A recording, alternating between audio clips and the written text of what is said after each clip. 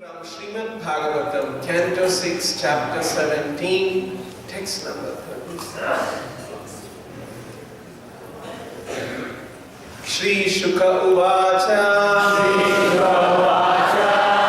Iti Shrutva Bhagavataha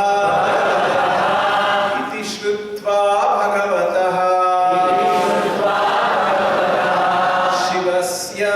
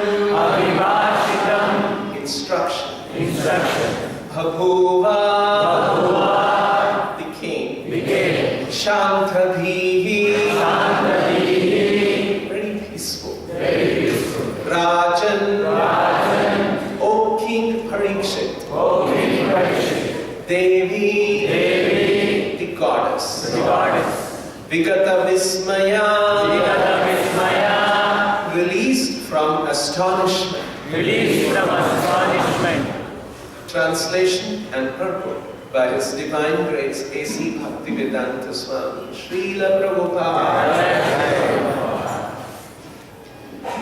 Sri Shukadev Goswami said, O King, after hearing this speech by her husband, the demigoddess Uma, the wife of Lord Shiva, gave up her astonishment at the behavior of King Chitraketu and became steady in intelligence. Translation with repetition. Sri Shukadev Goswami said, O King, after hearing this speech by her husband, the demigoddess, Uma, the wife of Lord Shiva, gave up her astonishment at the behavior of King Chitraketu and became steady in intelligence. Purport by Srila Prabhupada. Srila Vishwanath Chakravarti Thakuran remarks that the word Shantadhihi means Sviya Purva Swabhava Smritya. When Parvati remembered her former behavior in cursing Chitraketu, she became very much ashamed and covered her face with the skirt of her sari, admitting that she was wrong in cursing Chitraketu. Thus ends the Bhaktivedanta. Om Ajnana Timirandasya Jnananjana Chakshurun Militam Tasmai Shri Gurave Namaha. Namo Vishnupadaya Krishnadeshaya Bhutale Srimate Bhaktivedanta Swami Namane. Namaste Saraswate Deve Gauravani Pracharine Nirvishesha Shunyavadi Pascharya Desharine. Jai Shri Krishna Chaitanya Prabhu Nityananda Shri Advaita Gadadhara Srivasadi Gaurabhakta Hare Krishna Krishna Krishna Hare Hare Hare Rama Rama Rama Hare Hare.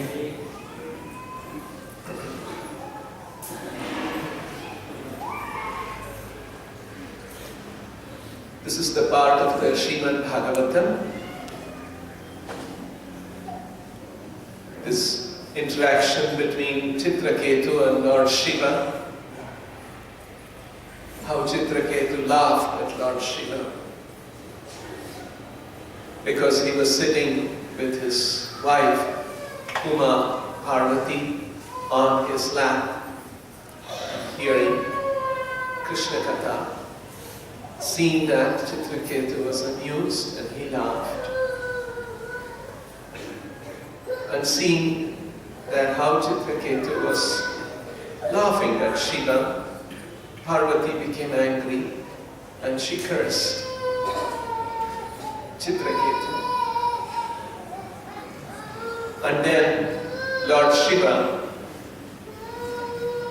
spoke extensively about Chitraketu and devotees in general. And at the conclusion of that long speech that is referred to here, hearing this speech by her husband, Shukadeva Goswami is now saying, Iti Shrutva Bhagavataha Shivasya Umo Abhibhashitam. Shivasya Abhibhashitam Shrutva Bhagavatah Shivasya Abhibhashitam Uma Shrutva Iti Bhabuva Shantadhi. She became very pacified. And Devi, she became Vigata Vismaya. She became free of the astonishment that she had about a great king like Chitraketu behaving like that.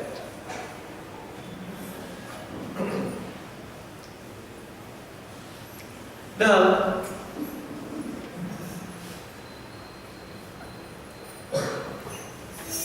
Prabhupada has explained in the purport what is the meaning of Shantadhi. And to explain the meaning of the word Shantadhi, he's quoting an earlier Acharya like Vishwanath Chakravarti Thakur. And he's saying, according to him, Shantadhi means Sviya Upasvabhava Smrityam. She remembered her previous demana at Chitraketu and she became ashamed. And she also became Vigata Vismaya. And in the commentary by Vishwanath Chakravarti Thakur, he remarks that she covered her face with her sari.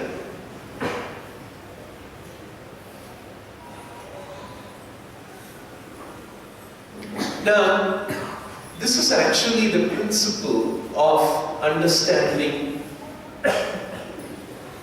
Srimad Bhagavatam, Bhagavad Gita, or any other Vedic literature.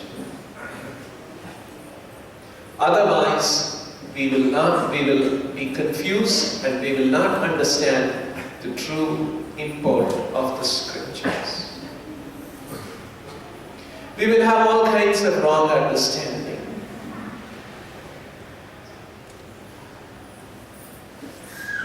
For instance, here the word Bhagavataha is translated by Srila Prabhupada as the most powerful demigod. You will find sometimes Bhagavataha translated as the Supreme Personality of Godhead, Krishna.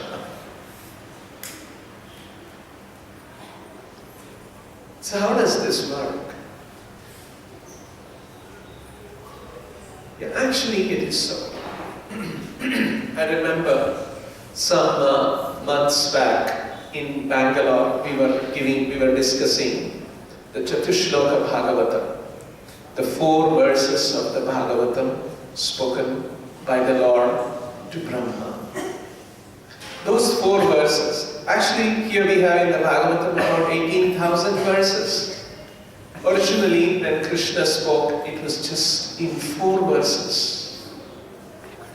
And those 4 verses are so compressed with meaning. And the principle is, one Acharya after another Acharya, Tat Vipuli Kuru. Lord Brahma also instructs that to Narada. Now you have understood? Now Tat Vipuli Kuru. Now you expand on it. So that is how the Bhagavatam, the 4 verses of the Srimad Bhagavatam has been expanded, and it has become 18,000 verses in Vyasadeva's version. And then it has become, how many volumes? 30 volumes in Srila Prabhupada's version.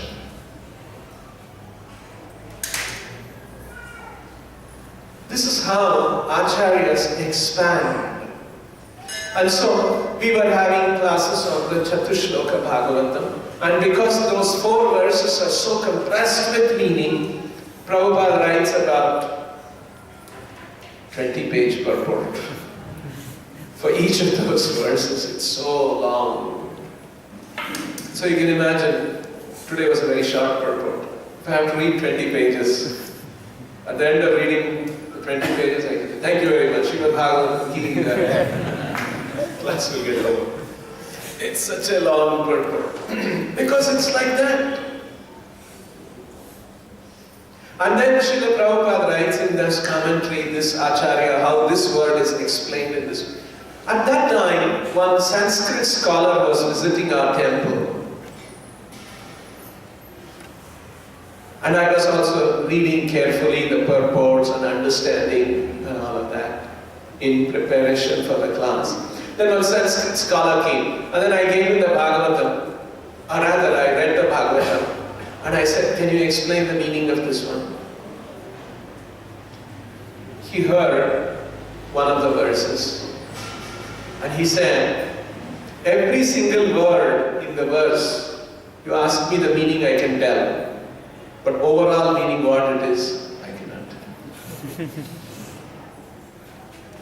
He said, that meaning you have to get from Parampara.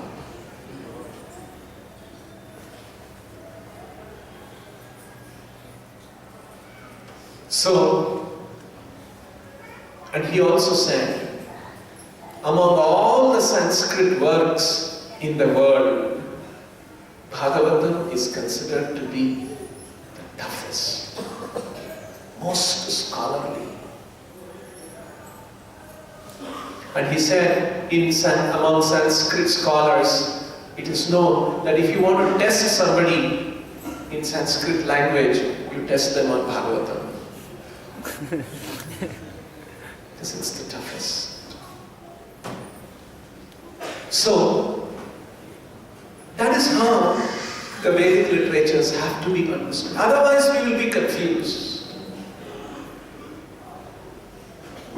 Like some time back, many of you must have been there yesterday, we heard that Arjuna, when he heard Bhagavad Gita, we don't know whether he understood or not properly.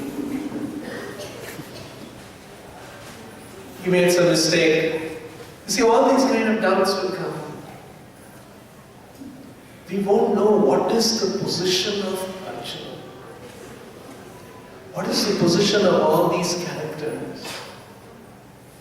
When we don't hear from the Parampara. I'm sure most of you who are seated here in this hall are Hindus. Right?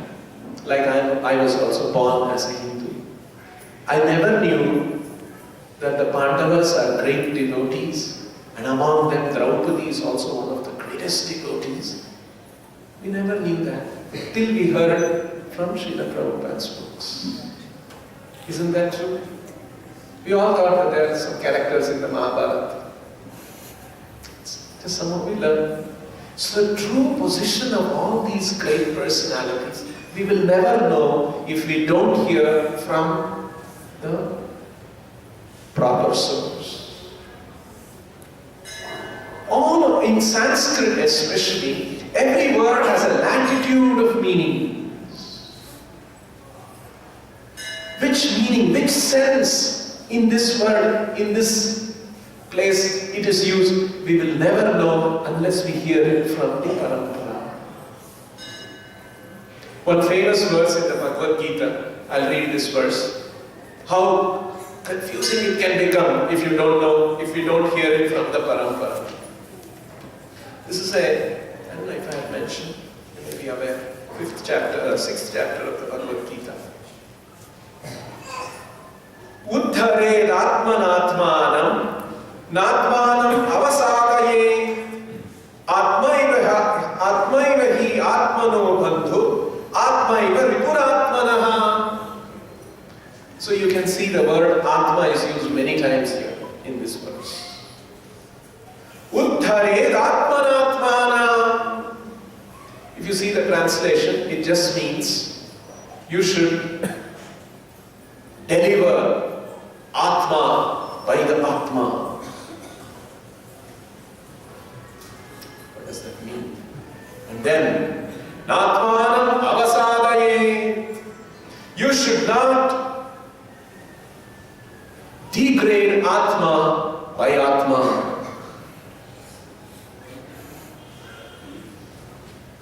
Atma ivahi Atmano bandhu. Atma is the friend of Atma. Atma eva ripuratmanaha, and Atma is the enemy of Atma.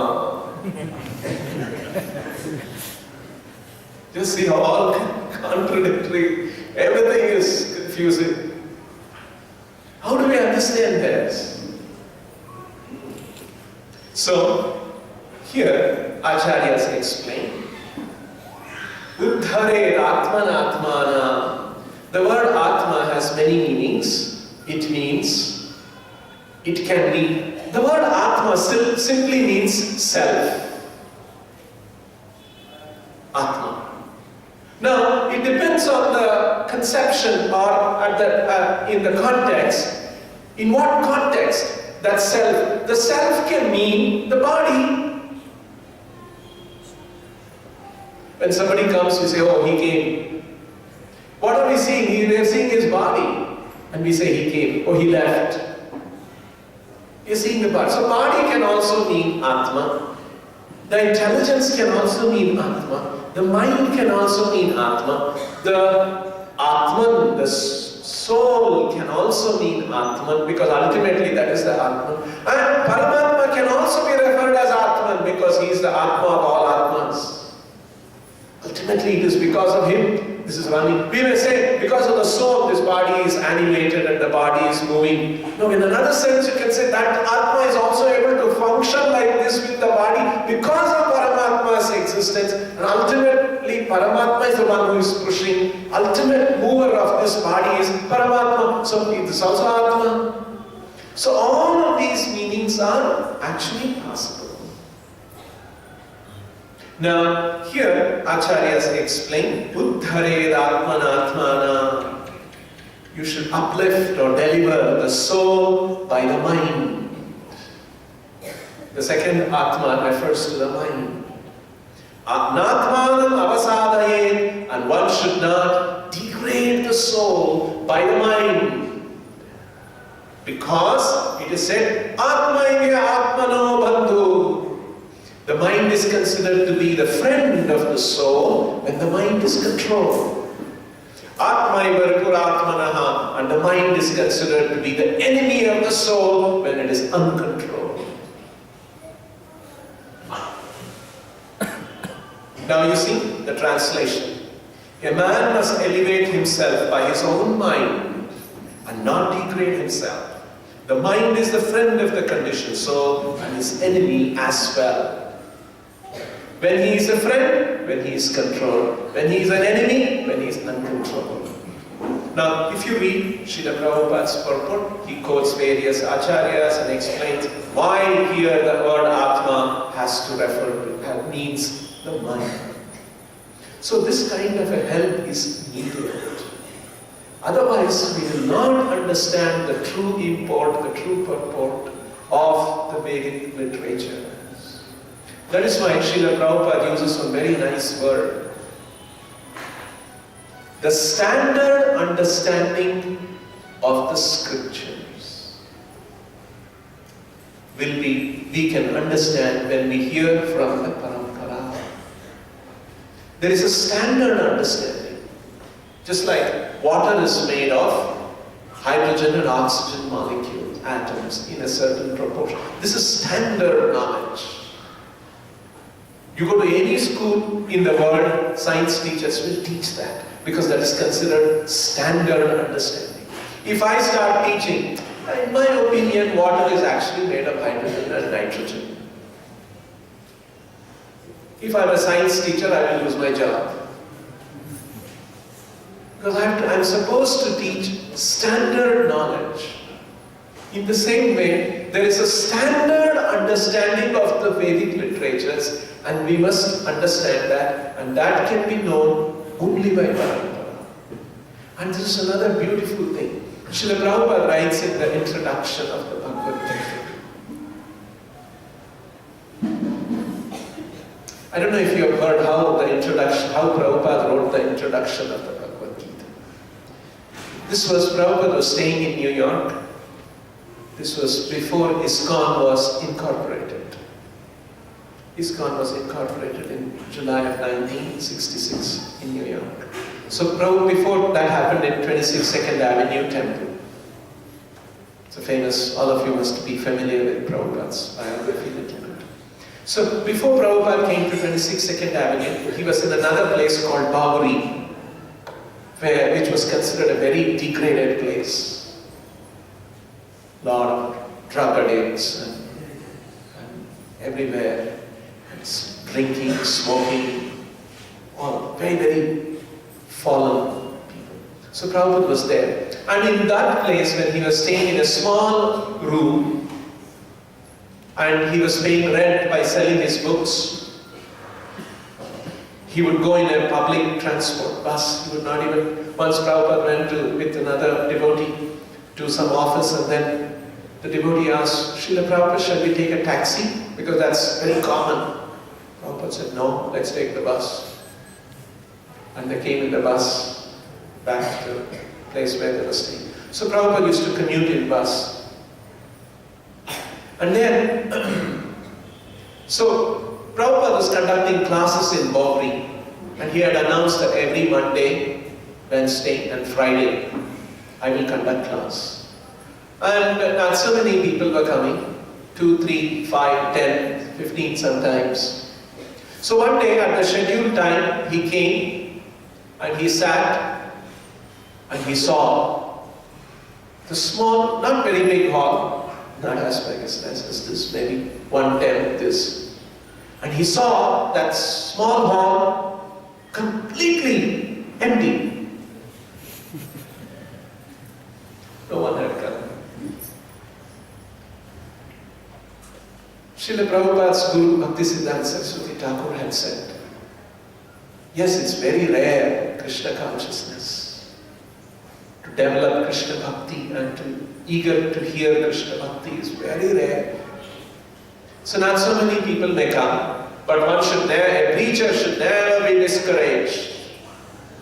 And Bhaktisiddhanta Saraswati Thakur used to say, if no one is there, you still speak and the walls will hear. So exactly according to that, Srila Prabhupada sat. He had a big tape recorder at that time, reel-to-reel tape recorder. He pressed the record button. He sat, closed his eyes, and gave a long class. He started speaking. It became a long class somehow. And that long class got recorded. And that long class, which was recorded, later on was transcribed. That became the introduction of the Bhagavad Gita.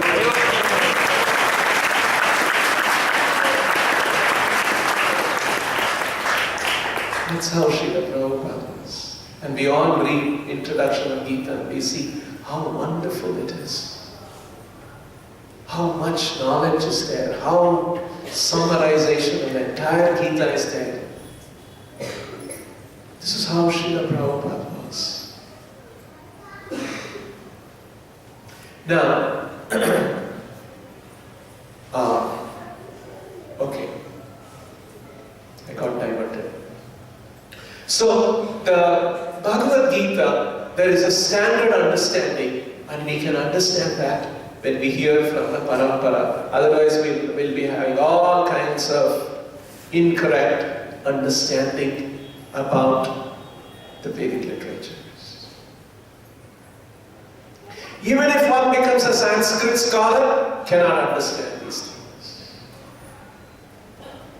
This has to be heard from a spiritual master, and that spiritual master will not only teach this knowledge, he will also engage the disciple in varieties of services, and by doing all of that, gradually we understand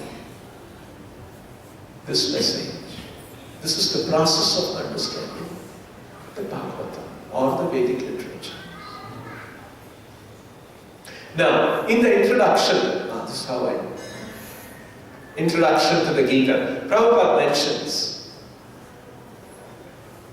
just like a medicine bottle has a label, and the label gives direction how we should take the medicine, in the same way, the Bhagavad Gita explains how this knowledge should be received.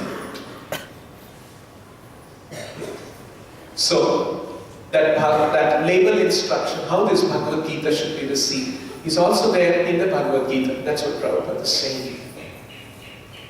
Now, the reason is, if we don't follow that process, if you don't follow the process how to take the medicine, you will not have the right effect of that medicine. Right? The bottle says take 1 spoon in the morning, 1 spoon in the evening. But then you will see that your illness is so, you're feeling so bad, so illness is symptoms are very so. You will decide why 1 spoon I'll take all the food, one shot. What can happen?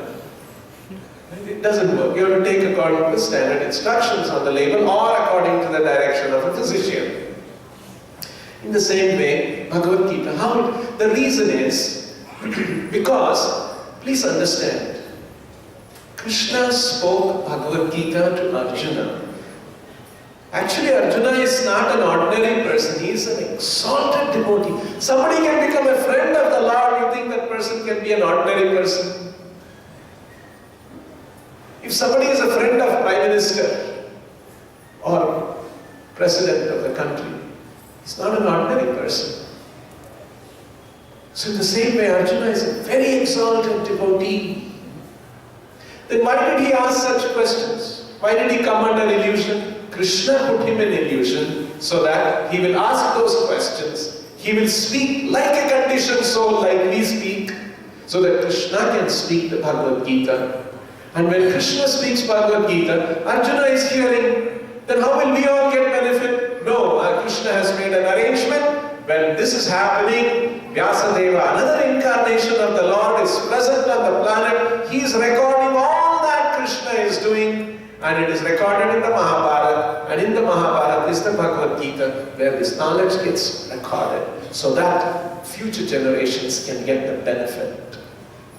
Because Krishna coming to this world is such an extraordinary event.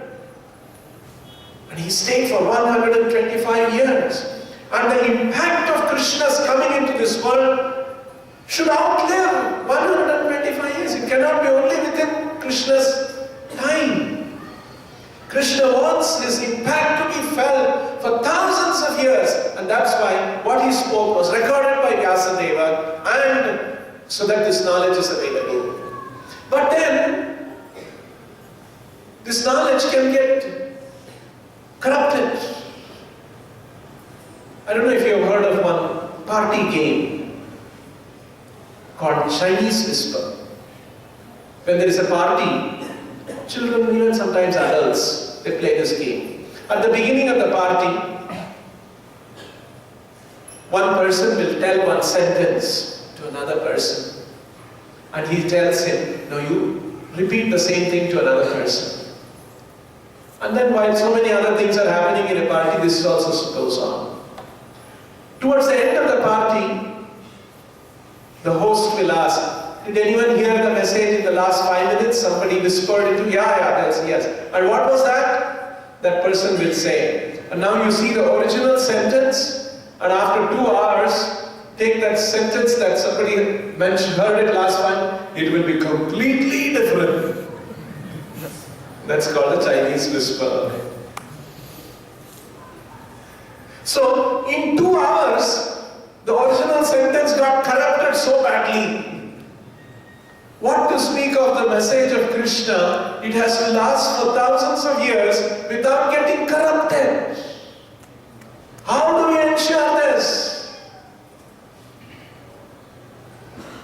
So, the method that Krishna uses to preserve this knowledge is called the Parampara method. This is how Srila Prabhupada explains about the Parampara system. The famous example Prabhupada gives for Parampara system is the postman. I write a letter to my friend in Bombay and I put it in a post box. One postman takes it to the sorting station. Then it goes to the chief post office in Mysore. And from there it goes to Bombay. And there in the general post office, from there it goes to some other local post office. And from there, a postman will go and give it to my friend.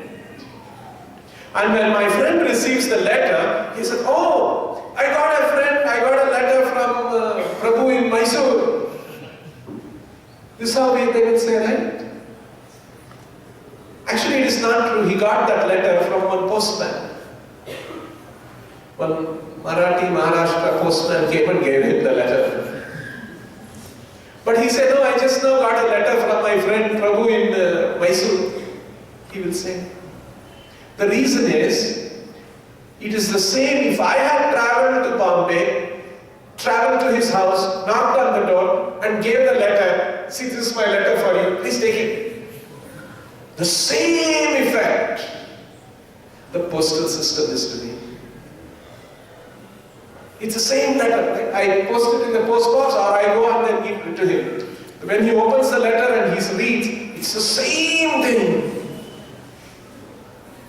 Why is it? Because the postal system works in such a way, they take the letter as it is and pass it on. It might have changed about a dozen hands, does not matter. The content of the letter is unaffected. That is the postal system ensures. In the same way, an acharya in the parampara plays the same role of presenting, of preserving with tremendous integrity what was the original message and passes it on to next and next and next generation. And these acharyas preserve the original, the standard meaning of the scripture, of the teachings of Krishna and other great devotees. Now you see in the Bhagavad Gita, if you take in the market, there are so many versions of the Bhagavad Gita. Right? We all know that. So many different commentaries are there. But then, when Krishna spoke to Arjuna, just like when we have any conversation in our home or in our office or anywhere, a group of people, say for instance, I'm sure all of the devotees have meetings with temple president, or you have in your workplaces some meetings. So some discussion happens. Right? And then at the end of the discussion, if devotees have some question, they will ask, Prabhu, what did you mean by that? What did you mean by that? And then the Prabhu temple president will explain. At the end of the meeting, all of you are clear. Yes, this is what Prabhu has said, this is what we should do. It's a clear communication. There's one clear understanding. In the same way, when Krishna spoke to Arjuna, there was a clear understanding. There was no ambiguity. Especially because Arjuna's questions were very pointed. I'll read this verse in the Bhagavad Gita. You'll see how Arjuna's questions are so pointed. Karpanya doshopahata svabhavaha, another famous verse in the Bhagavad Gita. Karpanya doshopahata svabhavaha prachami tvam dharma samooda chetaha yad shreyasyam Nishchitam bruhitan me. Krishna, I am confused about my duties. Now please tell me, Nishchitam bruhit. Give me definite answer. Don't give me another confusing answer. I am already confused. Don't give me a vague answer. Give me Nishchitam bruhitan me. Yat shreyaha Nishchitam bruhit. What is good for me, long term good for me, Shreyas, definitely you clearly tell me. Nishchitam, very confidently, very clearly, what is best for me, tell me, instruct me. Another verse I'll show you. Very interesting. 3rd chapter also. Again Arjuna gets confused. Something here Krishna has said. And so he says, I am confused now. Vyamishreyaneva vakyena buddhim mohayasiva me. Krishna, you told me in the 2nd chapter so many things. This one, that one, this one. I got a little confused. Mohayasi, buddhim mohayasiva me. I become confused. So, tadekam vada nischitya. Ekam vada nischitya, ekam vada. Now, Krishna, it's all confusing to me. Now, tell me one thing correctly. Tadekam vada nischitya, yena shreyoham apniyam. See the kind of words Arjuna is asking. Ekam, not 2, 3, 10. I'm not sure. No, nischitya, ekam vada. So, in response to all of this, Krishna must have spoken that ekam, one definite conclusion. But if you take a dozen translations of Bhagavad Gita today, you'll find dozen, or maybe 13 different interpretations. All having different views. That is because they are not paying importance to the words of Krishna, how this knowledge has to be received in parampara. So, when the acharyas transmit and convey this message, they will ensure in the parampara system the true meaning is conveyed with tremendous integrity and faithfulness.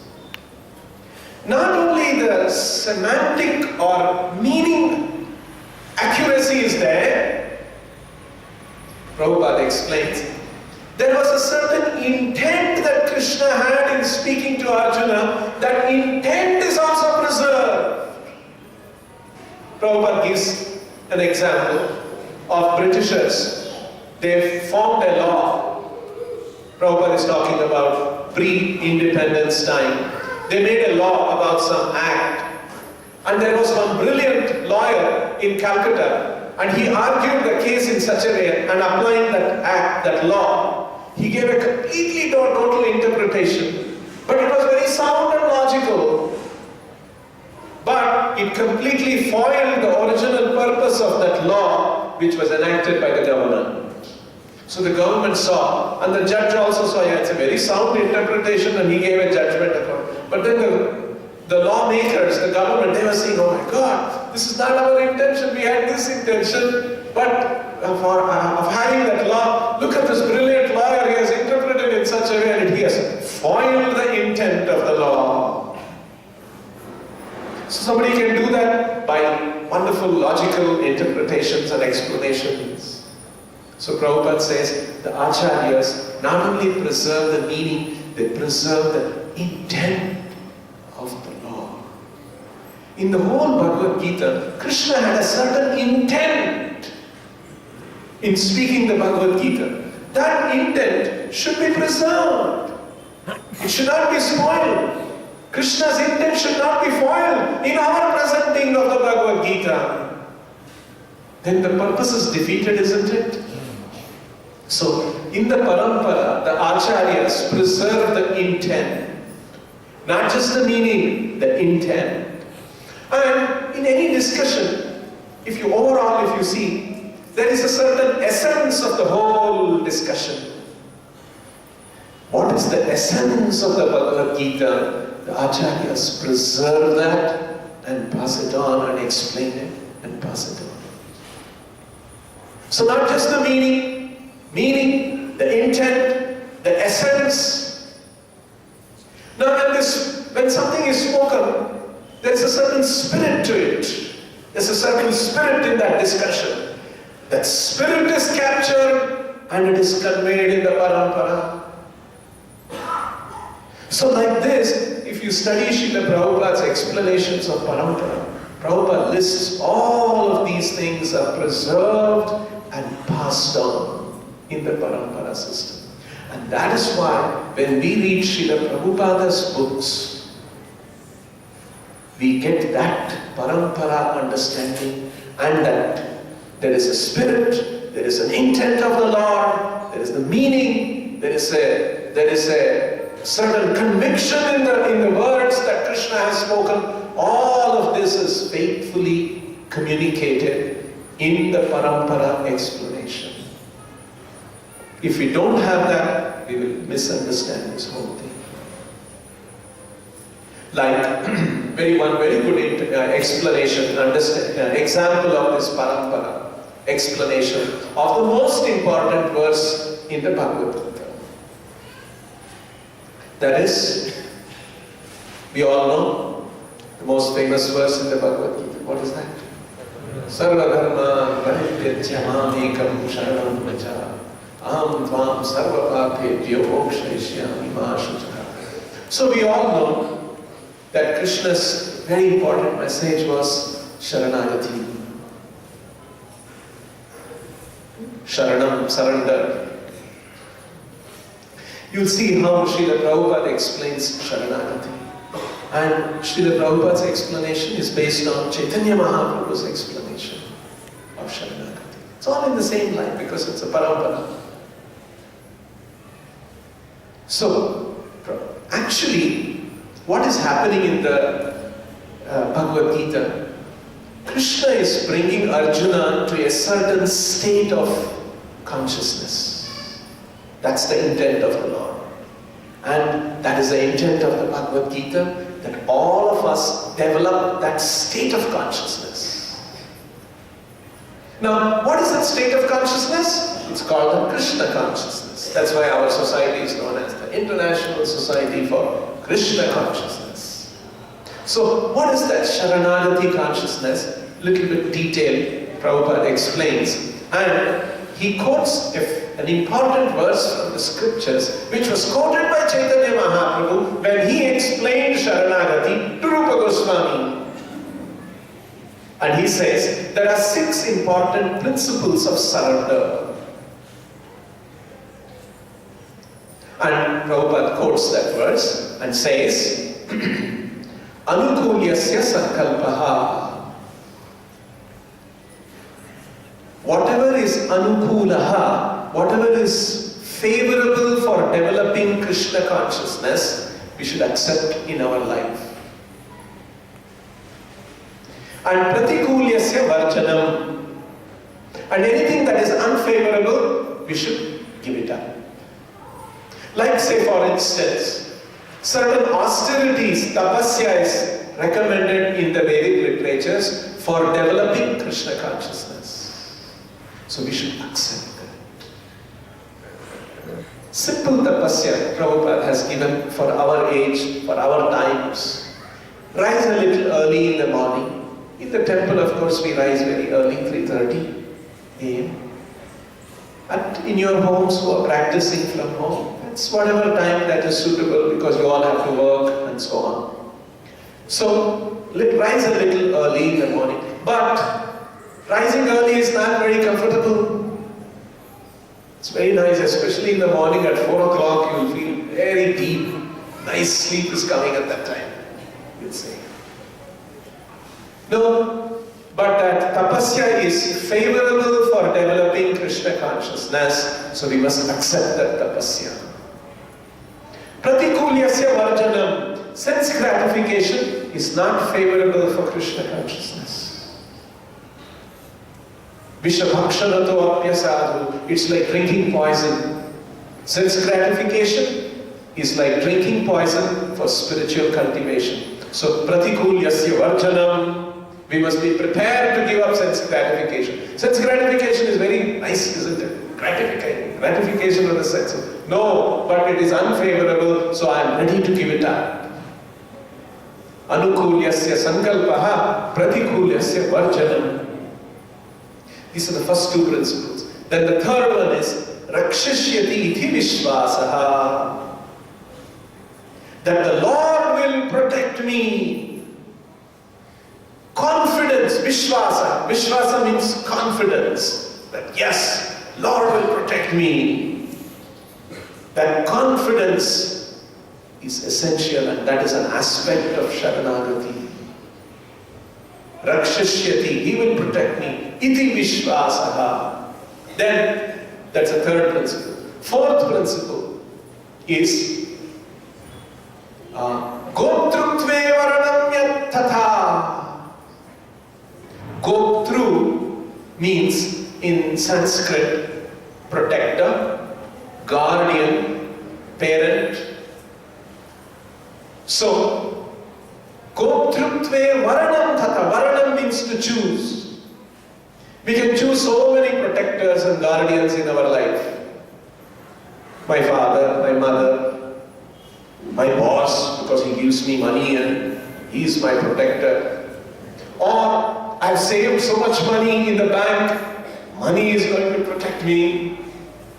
I've made so much investment very intelligently, that will protect me. See, you can choose so many protection is available in this world, and you can choose. No, a devotee of the Lord accepts Krishna alone is my protector. And I shall depend on Krishna alone. That is called Gotrutve Varanam Tatha. Atmanikshepaha. Fifth principle. Atmanikshepa means surrender. And that surrender is what we are discussing, right? That Atmanikshepaha is explained by Srila Prabhupada, meaning that one will have no desire other than the desires of the Lord. What is the Lord's desire? I will accept as my desire. Because in this material world, we don't care for Lord's desire. I have made up my desire, I have this desire, I have that desire. And desires come from association. Different people have different kinds of association, and from the association they will develop some desire and they want to pursue that desire. Sharanagati means to give up our desire, see what is the Lord's desire and accept that. That shall become my desire in my life. That's called Atma Nikshepaha. And the sixth principle is Anukulyasya Sankalpaha Pratikulyasya Varjanam Rakshishyati iti Vishwasaha Goptrutve Varanam Tatha Atma Nikshepa Karpanye. Karpanye, simple translation is meek and humble. So actually I was not very happy. For so many years we've been reading Prabhupada's book, meek and humble, meek. I was always curious, what does meek and humble mean? Then I was searching in Prabhupada's teachings. Then I found, you see how actually Srila Prabhupada is so empowered person. In 1975, in most of the places in the books, Prabhupada has explained Karpanya as meek and humble. So I was looking for something more. What does, Sharanagati is such an important thing. Can we understand a little more? Then in 1975, one morning, Srila Prabhupada was in Paris. And he was taking a walk. And in that conversation, one devotee, Prabhupada used to have conversations with disciples. The disciples would get an opportunity to ask questions. And Prabhupada would answer. And most of these conversations were recorded. Fortunately, good luck for us. So, all of that was recorded. And then one devotee asked about this, and then Prabhupada explains. Because if you see the dictionary meaning of the word Karpanya, it means pity, poor, compassion, niggardly, all these kind of meanings are there. So I was looking, what does Karpanya mean? And Prabhupada explains, Karpanya means helpless. Not arrogant, I can do, I have this. Feeling helpless. Like a child feels helpless and cries for its mother. So that feeling of helplessness is Karpanya. Now, let's sum up all of these 6 principles and see a state of consciousness where we are ready to accept things which are favorable and ready to give up things which are unfavorable. Because in our day-to-day life, throughout our life, we will have to make choices in our life. During the day and night, we make choices. Continuously, we make choices in our life. Like say, for instance, today you go home at 2 o'clock. Somebody in your family will say, a good movie has come today, Sunday, shall we go? A choice. Right? Some friend will call. Choice. So, all through our life, all through our day, we make choices. So, this shall become the principle. I'll accept if it is favorable to developing Krishna consciousness. If it is unfavorable, I'll reject it. If it is pleasing to Krishna, I will accept. If it is displeasing to Krishna, I will reject it. This sense, this attitude to our life. Confidence, Krishna will protect me. Lord, I shall completely depend on the Lord. I shall have no desire other than the Lord's desire, and always feel helpless and dependent on the Lord. Just see the sum total of these 6 principles that Prabhupada has taught, Chaitanya Mahaprabhu has taught. That's called Sharanagati. You will not get this understanding if you don't hear this meaning, you don't hear the Vedic literatures from the Parampara. This is how all the Acharyas in our Parampara, they have preserved it and passed it on, and according to time and circumstances expanded it, and according to our time and circumstance, Srila Prabhupada has expanded it and presented it in a language that all of us are today in our contemporary society, we are almost familiar with. which is actually happens to be a foreign language. Look at this, all of us are Indians sitting here in the hall. Most of us, I saw there was somebody not Indian. But all of us are Indians sitting here and we are speaking in English, which is a foreign language. Because somehow that's how the whole world is. Today, contemporary world is moving towards English. English is known as the international language. It's a language of commerce. It's a language of trade. It's a language of so many things. So in this language, an Acharya coming in the Parampara presents that pristine knowledge of the Vedic literatures in English language and explains this, speaks about it, writes extensively, and that knowledge is available to us, telling us that this is the most important message of the Bhagavad Gita, which is Sharanagati, and how we must practice that Sharanagati. What is that state of consciousness when we say Sharanagati? Shatvidha Sharanagati. These are the 6 principles of surrender. Just see, this is the beauty of Srila Prabhupada's explanations. This is the beauty of Srila Prabhupada's books. How we understand each of these words. All of these have specific meanings as it is explained in the Parampara by our previous acharyas. I will stop here. We have reached the limit of time. Thank you very much. Grantaraj Srimad Bhagavatam ki, Srila Prabhupada ki, Shri Krishna Balarama ki, Shri Krishna Balaram Rathotsava ki, Shri Gauranga Nityananda Prabhu ki, Pita Gaur Premanande.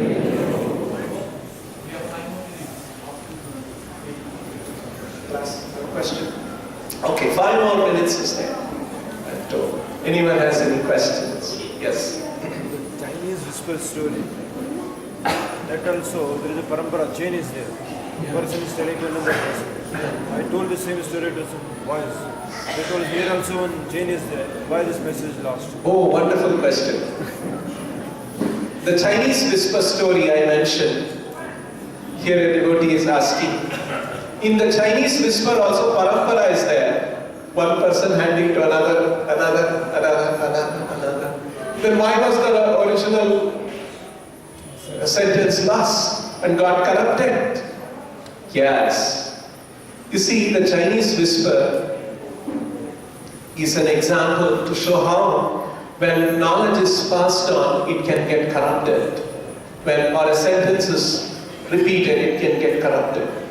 Now, what is the difference between the acharyas who are passing on and the Chinese whisper? Because each of the acharyas are greatly self-realized souls. And that is why they were able to capture the meaning, original meaning, and they were able to explain it according to the circumstances and the context that were prevalent at that time.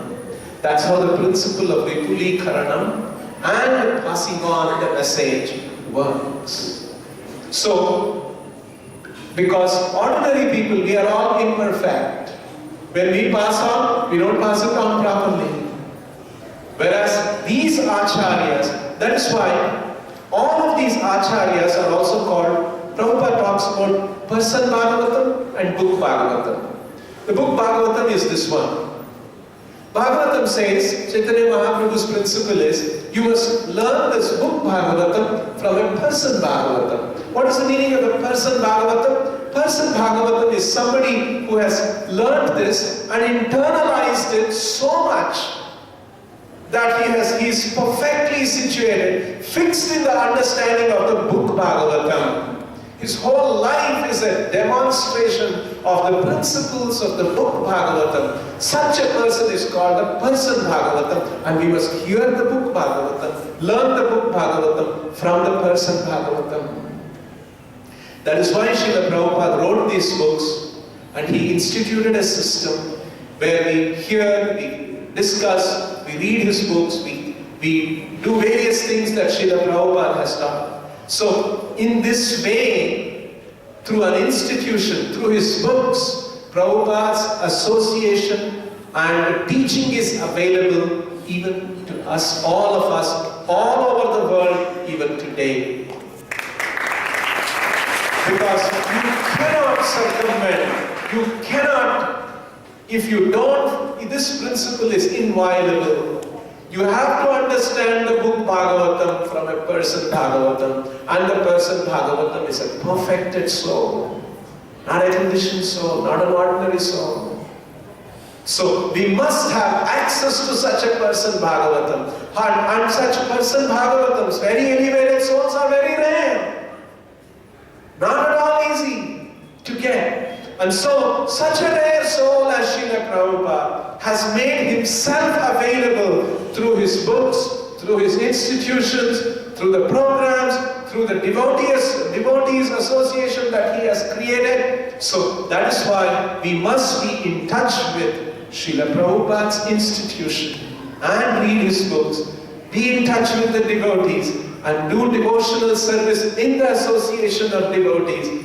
Then this entire learning of the Bhagavatam, book Bhagavatam, from the person Bhagavatam, that whole process works mystically.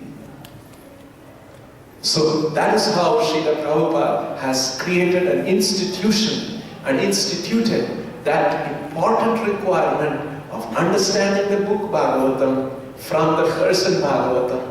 And that knowledge which was passed on in the parampara by perfected acharyas is now available. That is why Prabhupada uses another word, terminology in one of the books. One should approach the current link in the parampara. And Srila Prabhupada is the current link in the parampara, presenting this knowledge which is suitable for the contemporary world. And Prabhupada said, there was one occasion, it's a very interesting story. Prabhupada, you all know, used to rise very early in the morning. He would rise at about 1 o'clock, 2 o'clock, and he would write these books till about 5 o'clock in the morning. And then he would take a walk and then come back by 7 o'clock for darshan. So Prabhupada had one servant assisting him. And one morning the servant came. Usually servants would be sleeping when Prabhupada was doing all the translation work. He got up, the servant came at about 4 o'clock in the morning, and he wanted to make sure Prabhupada knows that I am there, so that in case Prabhupada wants something, he can call me. So he made some noise. Then still Prabhupada was doing his translation. He made a little more louder noise. Maybe Prabhupada didn't hear. So then Prabhupada used to have a bell. He rang the bell and called. So the devotee servant was very happy. Oh, Prabhupada heard. So he went there. And then Prabhupada said, don't disturb me. Don't think this translation is an ordinary translation.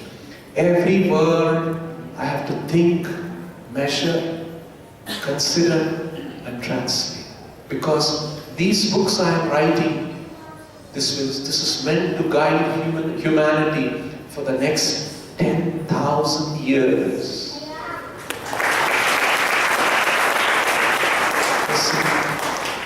This is the care, this is the seriousness with which Srila Prabhupada translated his books. So these books are very special. Every sentence is so sweet. Provided we read in the right consciousness. We have to be in the right consciousness to actually relish Prabhupada's books. Prabhupada says, in every page of the Bhagavatam we can see the beautiful face of Krishna smiling. But when we read, we only see English alphabets, black ink, white paper. You have to read in the right consciousness, then we will be able to see Krishna in every page of the Bhagavatam. So this is actually the spiritual potency. That's another thing that the Acharyas preserve in the parampara. There's a certain spiritual potency they pass on, and that potency is available in Srila Prabhupada's books, in Srila Prabhupada's institution, and even in the Srila Prabhupada's devotees. So it is a very, very special thing that we have been provided access to this very special message, original message that Krishna spoke, what was his intention, what was his purpose of speaking, that has been so wonderfully preserved and made available to us by Srila Prabhupada. Because such acharyas are of that great, of that caliber, Prabhupada says, all the acharyas in the parampara are of the same caliber, or of the caliber, or of the nature of Narada Muni. Narada Muni is a great acharya. All of them are of that status. So to be in the parampara, who are preserving and passing it on, that they are all perfected souls. And that is why when they pass on, and when they do Vipulikaranam, according to time and circumstances, it is perfect, it is as per the Lord's will. So that is the difference between the Chinese whisper in the party game, in a party, and the parampara system, where the acharyas are involved in transmitting this knowledge. We'll stop here. Srila Prabhupada ki jai.